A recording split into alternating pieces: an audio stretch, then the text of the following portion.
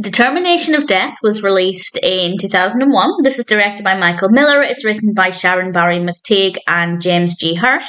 And we have a cast including Veronica Hamel, Michele Greene, William Katt, John Ratzenberger. It's because of Ratzenberger that I became aware of this film, and I read the description and thought, that sounds brilliant. It sounds like exactly the kind of story I enjoy. And having now watched it, I can confirm it's okay. It's not brilliant, but it's more than watchable.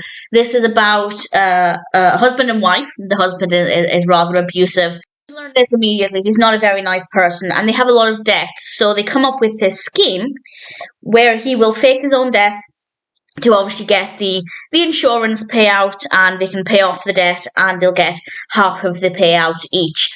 And, well, the film is about what happens as a result of that. Will they get away with it? I'm not going to say. But in general, I was curious to find out what would happen. But I think they tried to overcomplicate it by bringing in too many mystery elements, too many things that just were not that interesting, and there are questions about who did what and what somebody's involvement was. I don't want to say too much without spoiling it, but there were a lot of questions, and I just never really cared that much about finding the answers.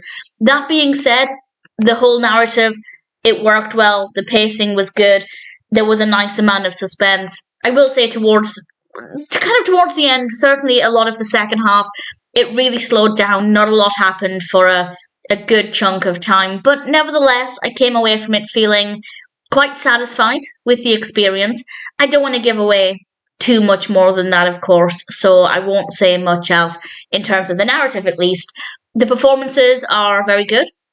The characters are very well written. Obviously, some characters are not likable. We learned this from the very, very beginning.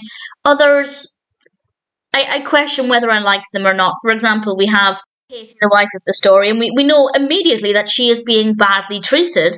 And of course, immediately I feel sorry for her. I want the best for her. I want her to get out of this. But at the same time, she is going along with an insurance scam. But at the same time, there's definitely some coercion there. At least that's my reading of it. I don't think this is something that she wants to do. But let's face it, look at her husband. She definitely feels like she doesn't have a choice. So I feel very conflicted with how I feel about her. I don't blame her, but at the same time, she shouldn't have gone along with this. I feel like, I don't want to say too much without giving it away, actually, but I don't love her, but I also feel for her. So some very well-written characters that make me feel a variety of different emotions. It's a decent story. It's not perfect, but it works well enough. As a concept, pretty decent. Well executed enough to the point where I enjoyed it, and I had some questions and I got some answered.